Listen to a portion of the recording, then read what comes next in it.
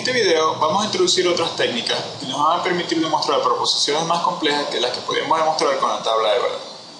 El problema que tiene el uso de la tabla de verdad es que el número de casos cuyo valor de verdad debemos analizar se incrementa exponencialmente con el número de variables que tiene una proposición.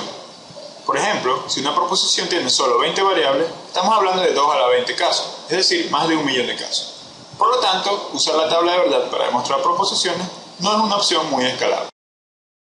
Antes de explicar las técnicas de demostración que vamos a ver en este video, hablemos un poco sobre la forma en que tienen los teoremas usualmente. Los teoremas que van a ver en este curso son de la forma de una proposición con un cuantificador universal, en el que intervienen n variables. Y lo que está dentro de este cuantificador es una implicación. Es decir, que usualmente un teorema no es más que una implicación que se debe cumplir para todos los posibles valores que pueden tomar las variables en esa implicación. Un ejemplo de esto lo vimos en la clase de cuantificadores, donde teníamos que para todo x es impar, implica que x más 1 es par. Esto sería un teorema. La primera de las técnicas de demostración que vamos a ver es la demostración directa. Esta se usa para demostrar teoremas como los que vimos anteriormente, es decir, la proposición que aparece en pantalla, y la técnica consiste en asumir que el lado izquierdo es cierto. Y luego, utilizando un conjunto de axiomas, definiciones y teoremas demostrados con anterioridad, concluimos que lo que está del lado derecho debe ser también verdadero. Para entender mejor esto, vamos a empezar con un ejemplo sencillo. Vamos a demostrar el siguiente teorema. Es decir, para todos x y y implica x. Entonces, si queremos utilizar una demostración directa, tenemos que asumir que x y y, es decir, el lado izquierdo es verdadero. Y veamos qué pasa con x. Para esto vamos a ver la tabla de la verdad de la conjunción, que es la que aparece en la pantalla. Y fíjense que el caso que nos interesa es cuando x y y es verdadero, que es este caso que está acá. Y podemos ver en la tabla de la verdad que si x y y es verdadero, la única forma de que esto ocurra es que tanto x como y son los dos verdaderos. Entonces, si partimos del hecho de que x y y es verdadero, necesariamente debemos concluir que x es verdadero también. Con lo cual se demuestra el teorema que queremos demostrar. Fíjense que la ventaja de la demostración directa es que el único caso que nos interesa es el caso en el que el lado izquierdo es verdadero. Y lo que estamos buscando es comprobar que el lado derecho es verdadero cuando el lado izquierdo es verdadero. La razón por la que los demás casos no nos interesan es porque de la tabla de la implicación podemos ver que la implicación siempre es verdadera cuando el lado izquierdo es falso. Por lo tanto, lo único que queremos demostrar es que cuando el lado izquierdo sea verdadero, el lado derecho sea también verdadero. Porque todos los demás casos ya sabemos que la implicación será verdad. Ahora vamos a demostrar un teorema un poco más complicado. Para todo x y x implica y no y implica no x. Esto lo podríamos demostrar con la tabla de verdad, listando todas las posibles combinaciones de x y viendo que esta proposición, o la proposición resultante, es verdadera. Es decir, mostrando que esto es una tautología. Sin embargo, una demostración directa solo nos interesa el caso en el que el lado izquierdo es verdadero. Es decir, asumimos que x implica y no y es verdadero. Ahora, utilizando propiedades que vimos en videos anteriores, vamos a llegar a la conclusión de que si esto es verdadero, no x debe ser verdadero. Primero, aplicamos una propiedad que ya vimos en la implicación y podemos concluir lo siguiente. No x o y no y es verdadero. Y esto se debe al hecho de que la siguiente proposición es verdadera. Que x implica y es equivalente a no x o y. Esto es una propiedad de la implicación que vimos anteriormente. Y como tenemos que esta doble implicación se cumple, en cualquier lado que aparezca esto, lo podemos sustituir por esto. Eso fue lo que hicimos acá. Ahora, aplicamos la propiedad distributiva. Y nos queda que no x y no y, o y no y, es verdadero. Luego tenemos lo siguiente. No x y no y, o falso, es verdadero. Y esto se debe a que para todos los valores de y no y, siempre es falso. Eso es fácil de demostrar con la tabla de verdad. Luego tenemos que no x y no y es verdadero. Y esto se debe a que para todo x o falso es equivalente a x. Y esto también es fácil de demostrar con la tabla de verdad. Por último, de la tabla de verdad de la conjunción, nosotros sabemos que si X y Y es verdadero, eso ocurre solo si X es verdadero y Y es verdadero. Es decir, que para que esta expresión sea verdadera, tanto no X como no Y deben ser verdaderos. Por lo tanto, debemos concluir que no X es verdadero, que es precisamente lo que queríamos demostrar desde un principio.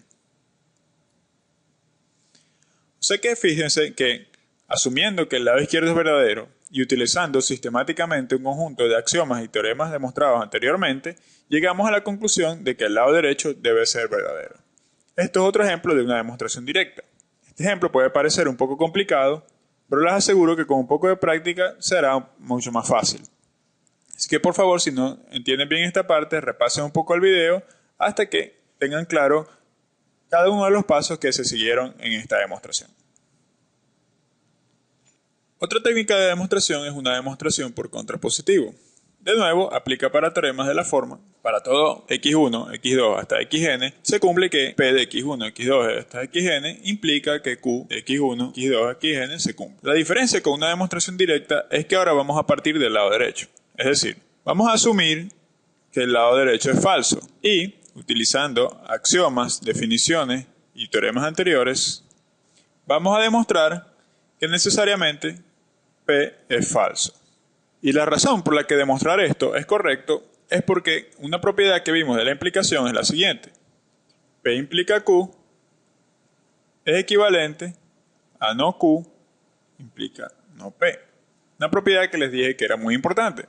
Y con esta equivalencia podemos ver que la implicación va a ser verdad, la implicación completa, en dos casos.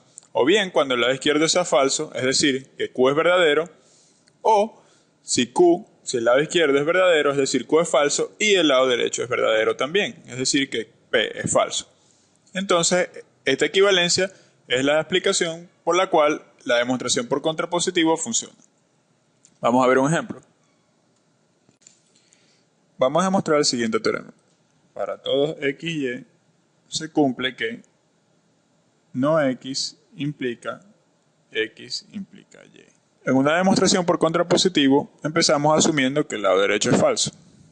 Luego, utilizando axiomas, definiciones o teoremas demostrados anteriormente, debemos llegar a la conclusión de que el lado izquierdo es falso también.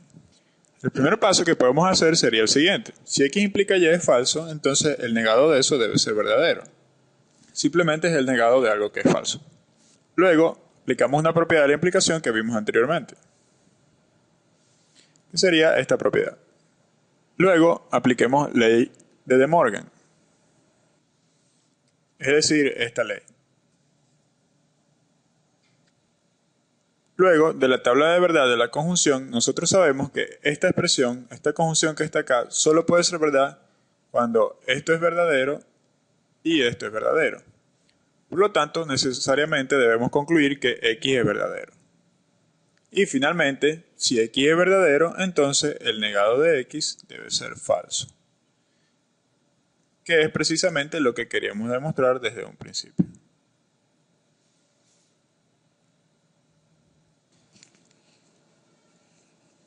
La última técnica de demostración que vamos a ver es el uso de contraejemplos. A diferencia de las anteriores, esta sirve para demostrar que una proposición es falsa. De nuevo, esta técnica se usa para teoremas de la forma: para todo x1 hasta xn, se cumple que P de x1 a xn implica Q de x1 hasta xn.